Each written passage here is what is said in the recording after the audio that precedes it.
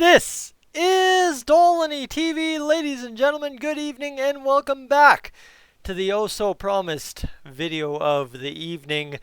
Well, my friends, it's never a dull moment if you're on Twitter, and I'm not always the best at doing the Twitter machine myself, but my goodness, some of the stuff that gets cranked out on that site is just absolutely insanity. But some of it provides very good insight, some of it provides very good discussion points, and some of it provides some very good, I wonder about that.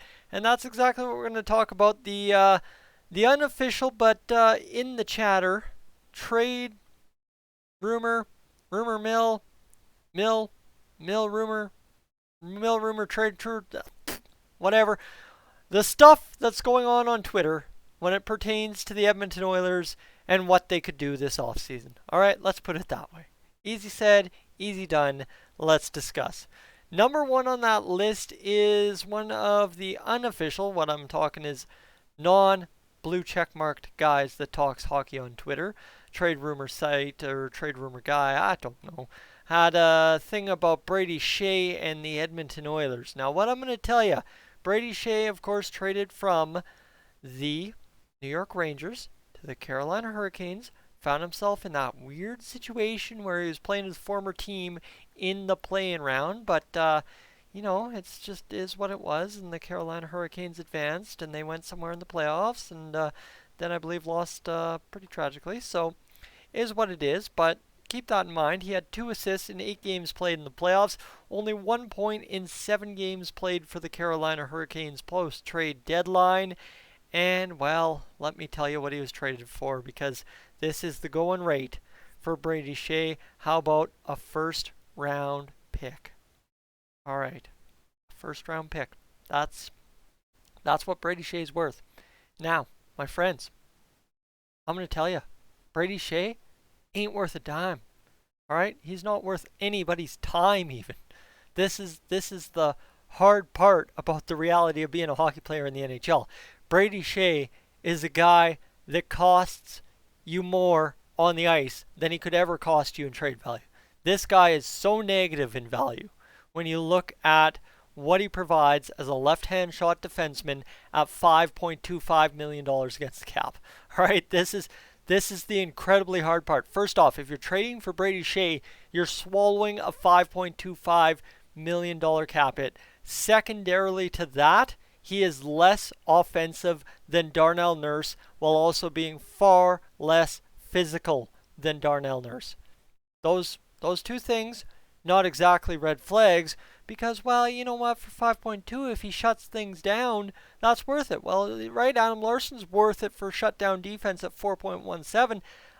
My friends, Brady Skjei doesn't know what defense is. He doesn't even know how to spell the word according to the advanced analytics available on hockeyreference.com. All right, the guy doesn't have a clue what to do in his defensive zone, and that's coming from a guy that is pro trade Nurse. All right, this is where it gets absolutely ridiculous. Is the guy is in fact worse on the ice in his defensive zone than Darnell Nurse was this year, and Darnell Nurse is bad defensively in 1920.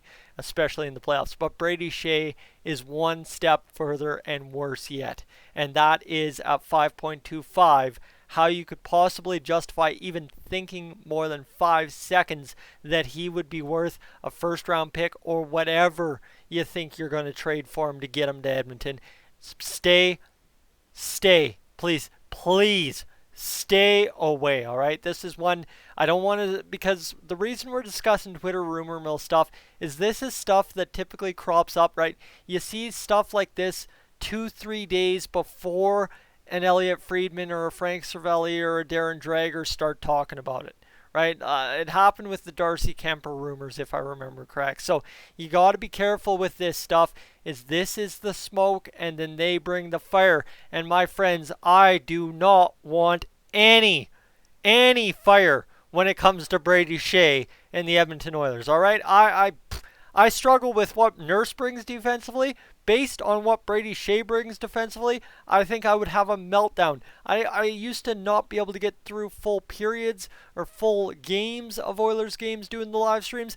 I don't think I'd be able to get through one shift of Brady Skjei based on the advanced analytics on hockeyreference.com attached to him. All right, I mean, I might be blowing this up a little bit too much, but I'm not making any joke here of how terrible it is. Go to hockey-reference.com, look up Brady Skjei, look at the advanced analytics, figure out what they mean, and you tell me how this guy is anywhere even remotely close to being worth anything good for an NHL team, okay? Don't even think about it. Just don't even bother. Trust me on this one. I'm not lying to you. Save your time. And don't ever think about Brady Skjei on the Edmonton Oilers ever again.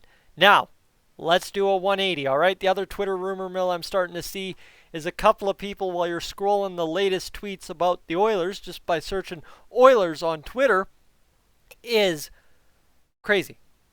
Alex Galchenyuk. Talk about a project, right, my friends?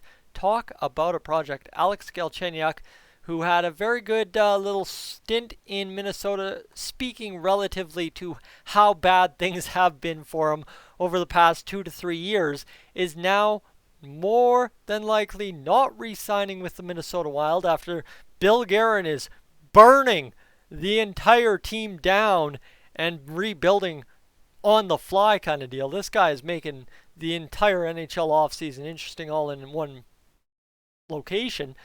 However, you know what? Say what you want. Alex Galchenyuk might just be something worth picking up.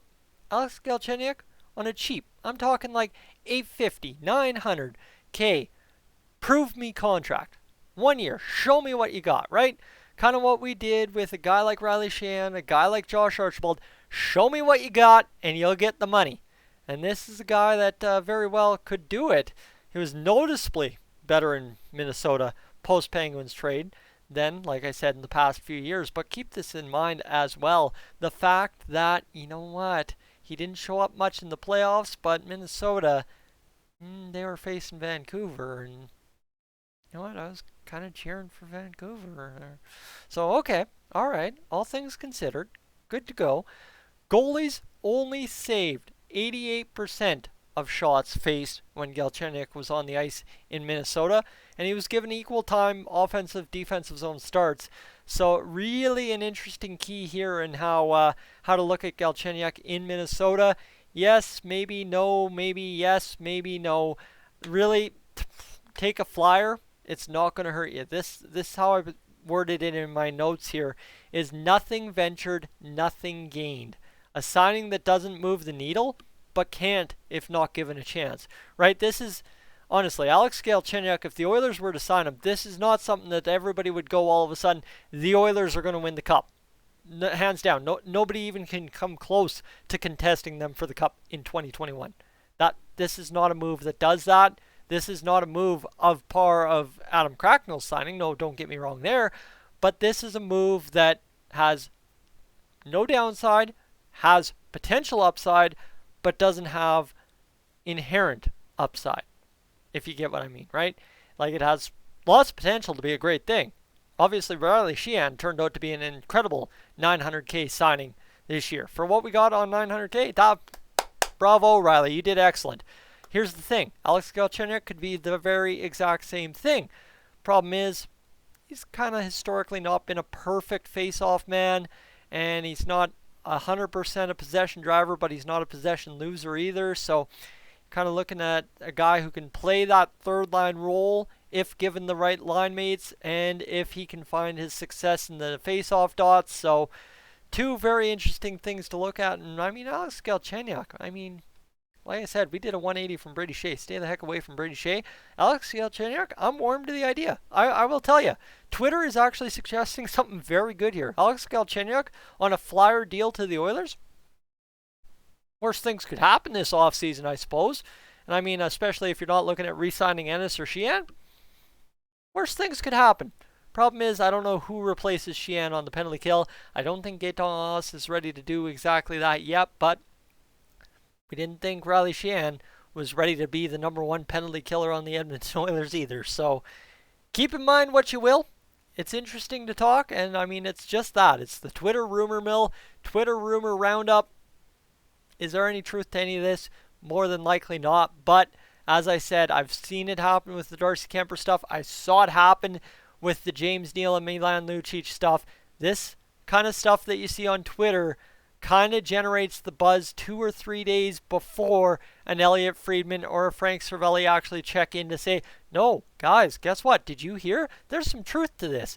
And then all of a sudden we're all discussing it here on Dolly TV that day. So what I'm doing right now is getting out in front of 2 potentially big stories in the next 2 to 3 weekend days for the Edmonton Oilers in the offseason, as we could potentially, by the end of the night, know our Stanley Cup matchup. I'm Tyson, this is Dolly TV. Thank you so much for tuning in to tonight's edition of Edmonton Oilers discussion here on the channel. I will catch you in the next one.